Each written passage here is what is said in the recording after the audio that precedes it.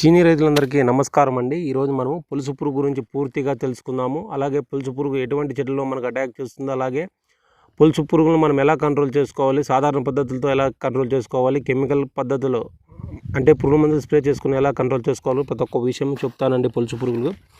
మరి video end వరకు చూడండి. అలాగే చీనీ రైతులకు ఈ వీడియోని షేర్ చేయండి.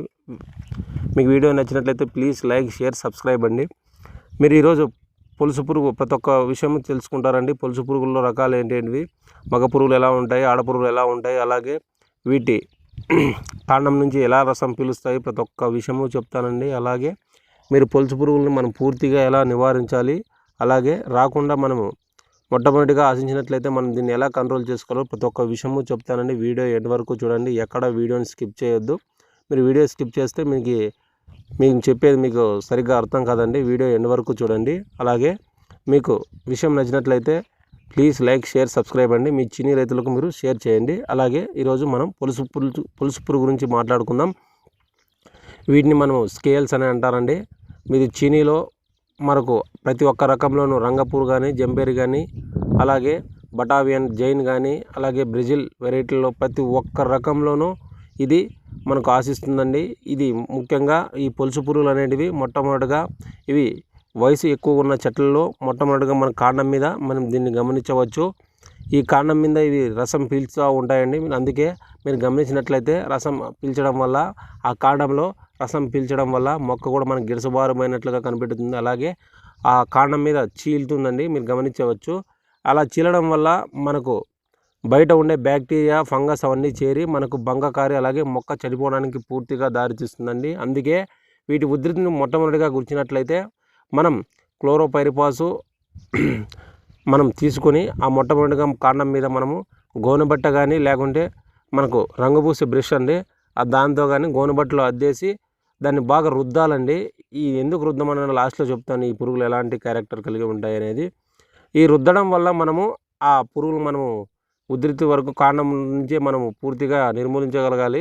అలాగే ఇవి రసం పీల్చడం వల్ల మనకు కాండం అనేది చీలుతుందండి. ఈ చీలడం వల్ల మనకు ఫంగస్ అన్నీ చేరి మనకి జ్ఞానోడర్మా తెగులు కానీ, అలాగే కాలర్ రాట్ కానీ రావడానికి కూడా కొద్దిగా ఆస్కారంగా ఉంటుందండి.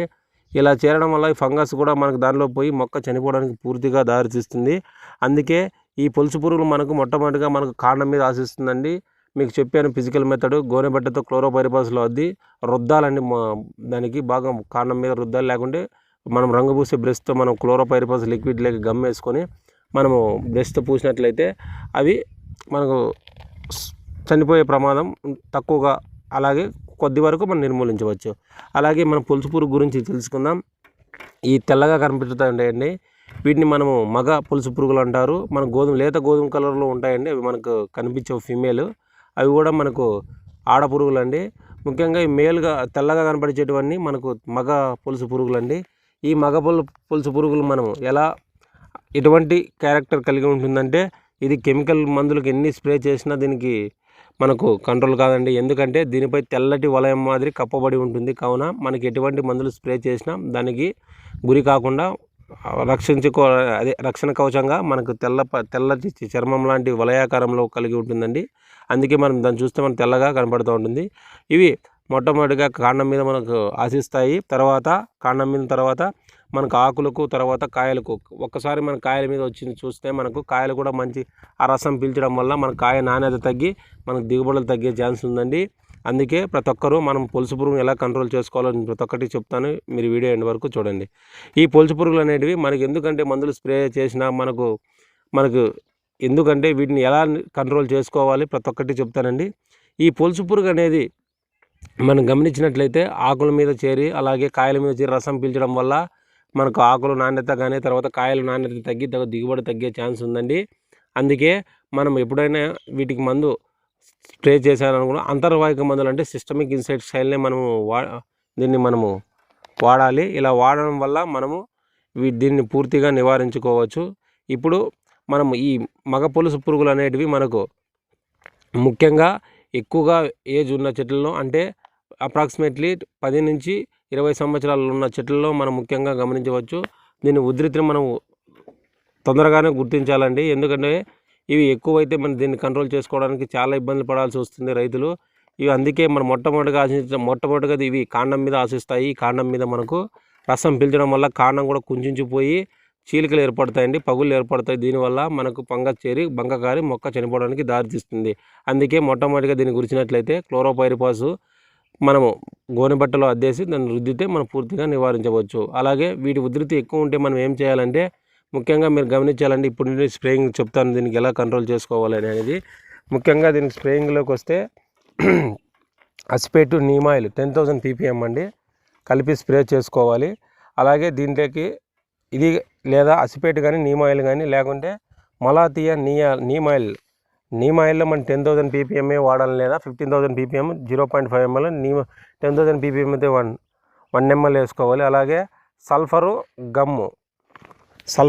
గమ్ము ఇన్సెక్టిసైడ్ అండి, కాంటాక్ట్ ఇన్సెక్టిసైడ్ ఇవి వాడుకోవాలి. ఇంకోటి అండి, నేను ఎందుకు చెప్తున్నానంటే ఈ పొలుసు పురుగు అనేది ముఖ్యంగా మీరు అలాగే ఈ నేను చెప్పిన అసిపేటు నీమాయిల్ లేకుండా మలాథియా నీమాయిల్ లేదా సల్ఫర్ లేదా గమ్ము లేకుంటే సోలోమాను ప్లస్ ప్రైడ్ ప్లస్ దాంట్లోకి షాంపూ వాటరు లేకుంటే టాల్స్టార్ ప్లస్ దాని కాంబినేషన్ థయోమిథాక్సిమం లిక్విడ్ ప్లస్ దాని కాంబినేషన్ సర్పు వాటర్ కానీ షాంపూ వాటర్ కానీ మనం కలిపి మనం ఎందుకు స్ప్రే చేసుకోమన్నానంటే వీటిలో నేను చెప్పిన కాంబినేషన్లో మనకు ఉధృతి మధ్య రకంగా ఉన్నా కూడా మనము పూర్తిగా నిర్మూలించవచ్చండి.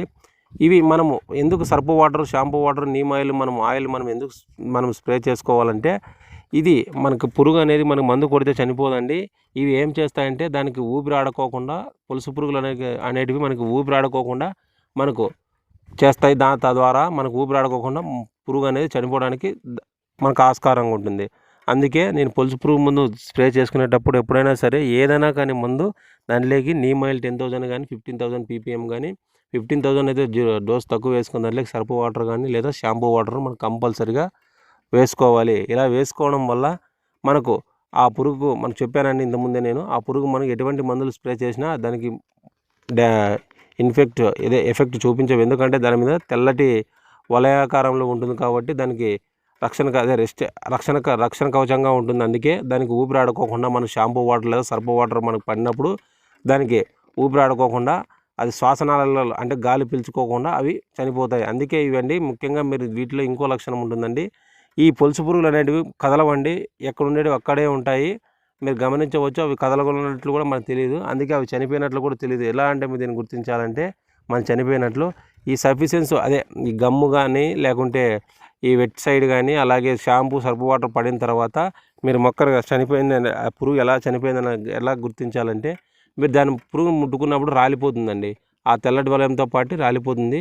అలాగే ఒకవేళ మీకు రాలిపోకున్నట్లుంటే అది ముఖ్యంగా మనం రాలిపోకున్నట్లయితే మనకు పురుగు మందు పనిచేయలేదని అర్థం అండి. అందుకే నేను చెప్పిన కాంబినేషన్లో నేను చెప్పాను కదా, అసిపేటి నీమ్ ఆయిల్ దాంట్లోకి లేకుంటే నార్మల్ ఆయిల్ ఏదన్నా ఇప్పుడు మనం వంట నూనెలు వాడతాం కదా, ఆ ఆయిల్ కూడా వాడుకోవచ్చు స్ప్రేయింగ్లోకి. అలాగే తర్వాత మనం మలాథియాను నీమ్ ఆయిల్ దాంట్లోకి షాంపూ వాటర్ ఏదైనా కానీ షాంపూ అండి, అలాగే సల్ఫరు ప్లస్ గమ్ము ప్లస్ దాంట్లోకి నీమ్ ఆయిల్ లేదా సర్పు వాటర్ అదైనా వేసుకోవచ్చు. లేకుంటే టాల్స్టార్ ప్లస్ థయోమిథాక్సిమం లిక్విడ్ దాంట్లోకి ఇది మనము గమ్ వేసుకొని అలాగే దాంట్లో కాంబినేషన్ షాంపూ వాటర్ వేసుకోవచ్చు. అలాగే సోలోమాను ప్లస్ ప్రైడ్ దాని కాంబినేషన్లో మనకు నీమ్ ఆయిల్ కానీ లేకుంటే ఇది నార్మల్ నీమ్ ఆయిల్ కానీ లేక ppm ఆయిల్ కూడా మనం వేసుకోవచ్చు.